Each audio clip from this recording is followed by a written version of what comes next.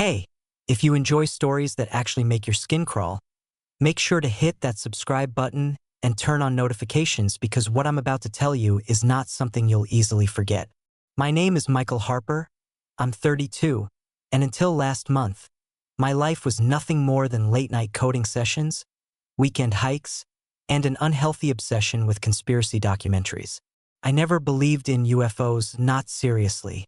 Sure, I'd watch those Area 51 clips online and laugh at people claiming they were abducted, but I never imagined I'd be the one running for my life, chased by something that defied every rational explanation.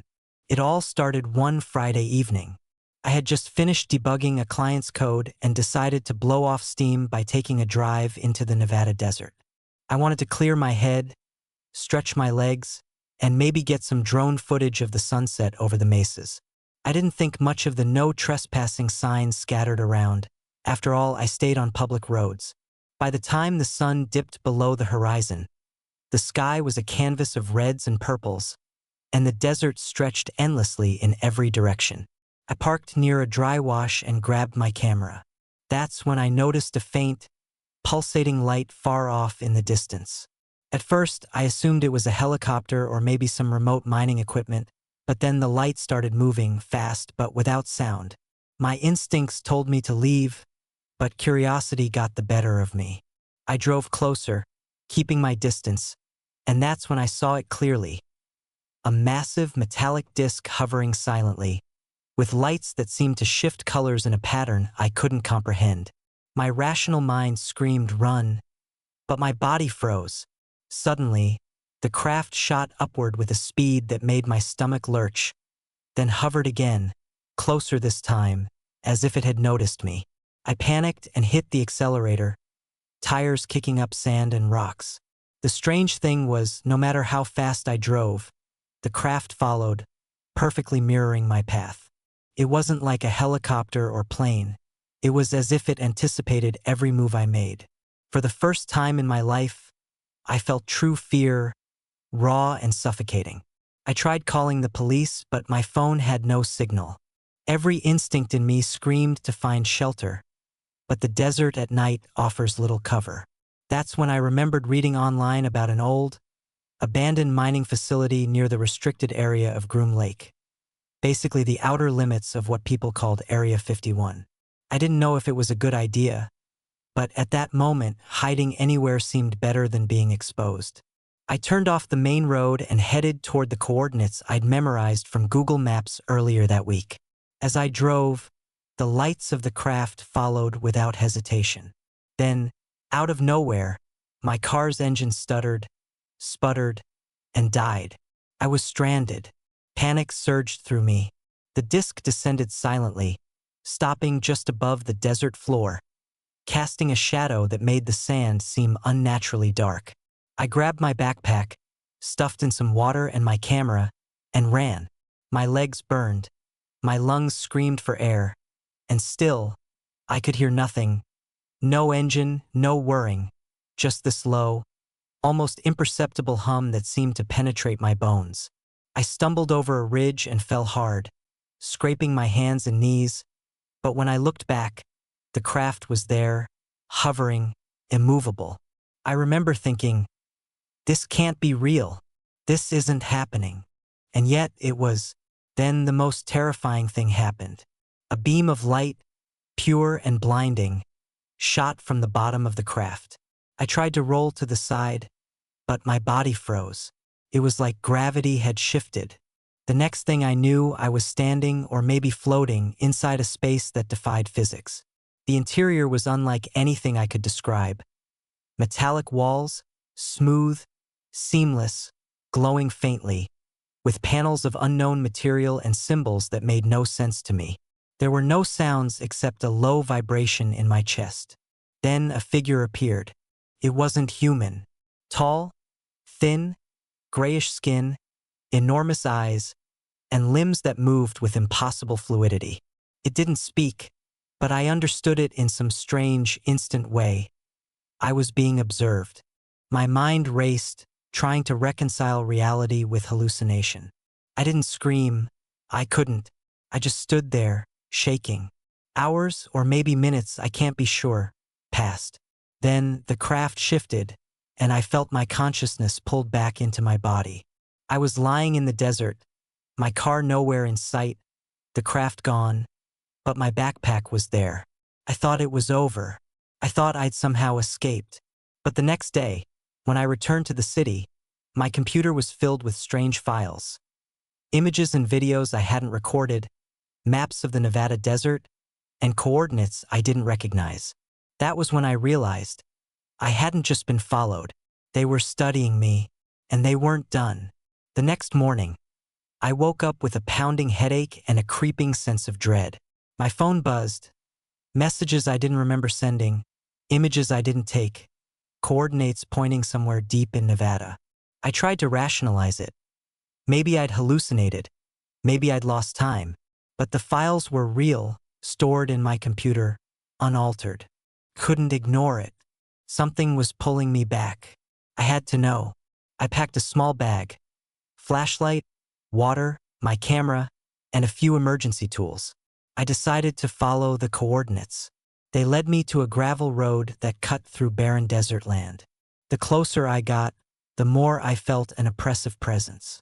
The air seemed heavier, as if vibrating at a frequency just beyond hearing.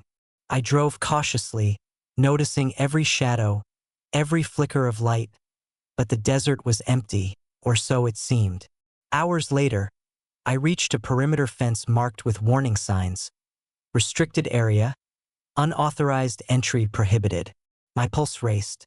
I had trespassed in more dangerous areas before, but this was different. I was no longer looking for adventure. I was walking into something I didn't fully understand. I spotted a weak point in the fence, an old maintenance gate, rusted and slightly ajar. I squeezed through, careful not to make a sound. The desert on the other side seemed unnatural. There were structures, low and wide, hidden under the faint glow of strange lights. Everything was quiet, but the silence was heavy, like it had weight. I started taking pictures, documenting everything. Then I heard it. A soft hum, like the one from the night of the abduction, only closer. My heart hammered in my chest. I ducked behind a low wall and saw movement. Figures not quite human, gliding over the buildings without touching the ground. I froze. One of them turned its enormous black eyes in my direction. I felt a pull, a tug in my mind, warning me to leave. I didn't. Curiosity, or maybe defiance, propelled me forward. That's when the first alarm went off. Lights flashed, a siren blared, and suddenly the air vibrated with energy. I ran. My legs felt like lead, but I kept going, ducking behind structures, hoping to find an exit. And then I saw it. A hangar unlike anything I'd ever imagined. The doors were massive, semi-transparent, glowing with an inner light. Inside, shapes floated, discs, spheres, objects I couldn't identify, all moving without visible propulsion. My instincts screamed at me to get out, but I couldn't look away. That's when I saw the humans, or what looked like humans, being led inside by the gray figures. Their eyes were wide, terrified, yet strangely calm, as if they understood something I couldn't. I stumbled backward and caught my foot on a wire. Sparks flew, and immediately, a beam of light shot from the hangar toward me. My body stiffened, and my mind raced with panic. I dove for cover, but I could feel it, the same paralyzing, invisible force from before. Somehow, I made it behind a container, breathing hard, my chest burning. I realized I had to get proof. I fumbled for my camera, snapping pictures as fast as I could. The flash seemed to annoy them. One of the figures turned sharply, and the beam of light stopped abruptly. I don't know if it was coincidence or awareness, but I seized the moment. I sprinted toward a gap in the fence I'd seen on my way in. The figures moved fast, almost impossibly fast, and I could hear the hum intensifying. Then, a door opened in one of the hangars, and a human voice shouted something I didn't understand. But the tone was urgent. Warning. I didn't stop. I burst through the fence, tripping over loose gravel, and didn't stop running until the structures were out of sight. My lungs burned, and my vision blurred, but I was alive. I made it back to my car, hands shaking as I started the engine.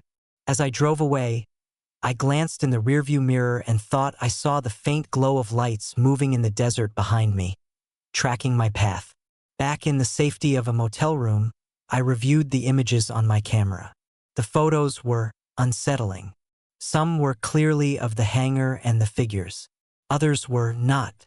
Shapes, colors, patterns I couldn't interpret, almost like the camera had captured more than what my eyes saw. That night, I couldn't sleep. Every time I closed my eyes, I felt that pull again, subtle, invasive, like a whisper in my brain. The next day, I tried to contact journalists, UFO researchers, anyone who might understand. No one took me seriously. Everyone suggested stress, sleep deprivation, or hallucinations. But I knew the truth. I had been watched, maybe studied, and somehow the experience had left a mark. Weeks passed. I avoided the desert, avoided anything remotely related to Area 51. And yet, I felt it, presence, awareness, subtle nudges at the edge of my mind. Then, one evening, I received an envelope without a return address. Inside was a single photograph. Me standing in the desert, taken from above as if someone or something had watched me without being seen. No note, no explanation. Only a warning or perhaps a promise. They hadn't finished with me. I couldn't ignore it anymore. The photograph haunted me, lying on my kitchen counter like a threat. I had to know what they wanted, why me, and what the hell was happening near Area 51. I started digging, hours of research, scouring forums, old news reports, declassified documents, anything that could hint at patterns, abductions, sightings. I even reached out to a former military contractor I found online. He was cautious at first, but eventually, he admitted, "They know who's watching. They track curiosity itself. Stay away or you'll disappear." That only fueled my obsession. I couldn't stay away. A week later, I packed light and drove back to Nevada, this time avoiding the obvious routes. My goal was clear: get close enough to see, document, and, if possible, survive. The desert at night is unforgiving, and I felt the weight of every step, every sound amplified in the cold air. I approached the coordinates from a different angle. It felt like the desert itself was alive. Subtle vibrations under my feet, shadows where none should exist. Then I noticed strange markers in the sand. Concentric circles, faintly glowing, arranged in a pattern that made no sense to me. I had read about crop circles and landing zones before, but seeing something like this in the open desert, under the stars, was terrifying. My instincts screamed to leave, but I pressed on, crawling through scrub and rocks toward a ridge. From there, I had a clear view. The hangars, the metallic structures, the lights that hummed with that same eerie frequency. And there it was, another disc hovering silently. I froze. I wanted to run, but something compelled me to stay. I raised my camera, zooming in, capturing every detail. That's when the beam appeared. It wasn't aimed at me yet, but I could feel the pull, subtle, magnetic, invasive. I ducked behind a rock, heart hammering, body trembling. I realized then that this was a hunting ground, and I was the prey. I stayed there for hours, observing, documenting, terrified. And then, movement caught my eye. Humans entering the hangar, escorted by the gray figures. They were different from the ones I had seen before, marked, restrained somehow. My stomach turned. Some of them didn't seem alive or not entirely. It was as if they were vessels, controlled, observed. Suddenly, one of the figures looked directly at me. That eye, enormous, black, unblinking. And for the first time, I understood. They could see me, not just with eyes, but with awareness, with intention. Panic surged. I wanted to flee, but the desert seemed to close in, every shadow hiding the invisible. I ran, sprinting blindly, heart pounding, sand slicing my legs. The hum followed me, rising in pitch, almost like a warning. I reached my car, threw myself in, started the engine, and fled down the gravel road. But something was wrong. The GPS on my phone glitched, displays scrambled, coordinates shifting impossibly. I realized then they were manipulating everything: electronics, signals, perception, and I was already inside their sphere of control. I drove until exhaustion made me pull over. Sleep was impossible. Every time I closed my eyes, I felt that pull, that presence hovering just out of reach, almost tangible. The next morning, I returned to the city, shaken, paranoid. I avoided screens, lights, anything that could be tracked. But then I found something on my doorstep, a small metallic device, no larger than a thumb drive. It emitted faint vibrations and a soft glow. When I touched it, my mind filled with images, flashes of the interior of the hangar, symbols, sequences of light, people, and creatures in ways I couldn't comprehend. I stumbled backward, heart racing. That's when I understood. This was a message or a key, something they had left deliberately. I had crossed a line. From that moment, I knew I couldn't stop. I needed answers. I needed to confront them. And I realized, horrifyingly, that they were already inside my life. Every night, the hum returned, closer, louder, resonating in my chest. Shadows moved in ways that defied explanation. And the photographs, the videos, the data, they weren't just documentation. They were warnings, experiments, or instructions I didn't yet understand. One night, the device activated on its own. My apartment filled with a holographic projection. The hangar, the gray figures, and a single human. Someone like me, restrained, terrified, yet calm in a way I couldn't process. Then, a voice, not spoken, but transmitted directly into my mind. "You are ready. Follow." I staggered back, mind reeling. Ready for what? Follow where? And yet, despite the terror, the pull was undeniable. A week later, I found myself driving back into the desert, toward the coordinates I had memorized, toward the danger I couldn't resist. The night sky stretched endlessly, the stars cold and indifferent, and somewhere, beyond perception, the hum began again, calling me, watching me, waiting for me to step into the unknown. I followed the pull into the heart of the desert, my hands gripping the steering wheel so hard my knuckles turned white. The coordinates led me to a place that seemed impossibly remote, even by Nevada standards. There were no roads, just an open stretch of cracked earth that shimmered in the faint moonlight. And then, I saw it.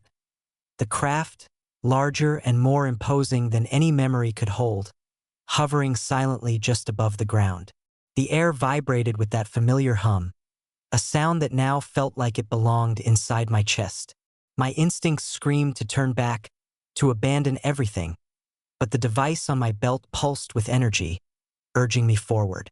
As I approached, a beam of light shot down, wrapping around me like liquid metal.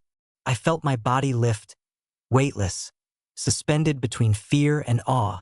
Panic surged, but so did a strange sense of inevitability. The world below disappeared. Inside, the craft defied comprehension. The walls were smooth and reflective, glowing faintly. Symbols pulsed across surfaces in patterns that seemed alive. The air itself was charged, tingling, making the hair on my arms stand on end. The gray figures were there, floating effortlessly, observing me. One approached, its large black eyes fixed on mine, unblinking. Then, without speaking, it transmitted an image directly into my mind. Memories not my own, glimpses of other worlds, technologies beyond understanding, and humanity's fragile place in the cosmos. It wasn't threatening, not in the traditional sense, it was instruction. I realized that everything I had experienced, the abduction, the chase, the photographs, the device, it had been a test, a preparation, a door into a greater reality. Then the vision changed. Humans, like the ones I had seen restrained, were shown in various stages of adaptation. Some terrified, some enlightened. And I understood. These beings weren't just observing us. They were selecting, guiding, integrating. They wanted cooperation, not conflict. But the process was terrifying to the human mind. My chest tightened as I struggled to process everything, to maintain a sense of self in a flood of foreign knowledge. And then, a voice or thought, clearer than anything I'd ever experienced. Michael Harper, you are chosen to witness, to learn, to return. Will you? I wanted to refuse, to run, but I could feel my body and mind already halfway transformed. Images of impossible physics, interstellar travel, the fragility and potential of Earth itself flashed through me. I nodded, barely able to comprehend the enormity of the decision. The next moment, I was back on the desert floor, the craft gone, leaving only the soft hum in my chest and the device cold in my pocket. My car was where I had left it, dust coating its surface as if nothing had happened. But I was changed. I could feel patterns, connections, knowledge that was never mine before. And the pull remained, subtle, guiding, reminding me that I was now part of something far larger than my previous life. Over the following weeks, I avoided people, afraid of explaining what I had seen. But the device activated at times, transmitting visions, coordinates, and instructions. I realized that the gray figures hadn't just abducted me. They had recruited me, not to serve them, but to serve as a bridge, to help humanity understand, when the time was right, what existed beyond our world. One night, I ventured back to the desert, following the pulsing coordinates. There, under the stars, the craft returned, descending silently. The air vibrated with possibility. I stepped forward without hesitation, feeling a strange serenity. The door opened, and the hum embraced me like a welcome. Inside, the craft felt alive, welcoming. The gray figures observed, as always, but now there was no fear, only purpose. I understood that I was now a witness and a messenger. My life on Earth would continue, but part of me would forever be connected to something far beyond comprehension. And as the craft lifted into the night sky, leaving a faint shimmer across the desert, I realized one unshakable truth. Humanity was not alone, and some of us were meant to see it first. From that moment, I became part of a story far larger than myself. A story of observation, learning, and the fragile, wondrous place of humanity in the universe. And though I returned to the world I knew, I would never be the same. I had been hunted, abducted, and ultimately chosen. And every night, when the desert wind whispers, I feel the hum calling, reminding me that the stars are watching, and one day, they will need us to understand.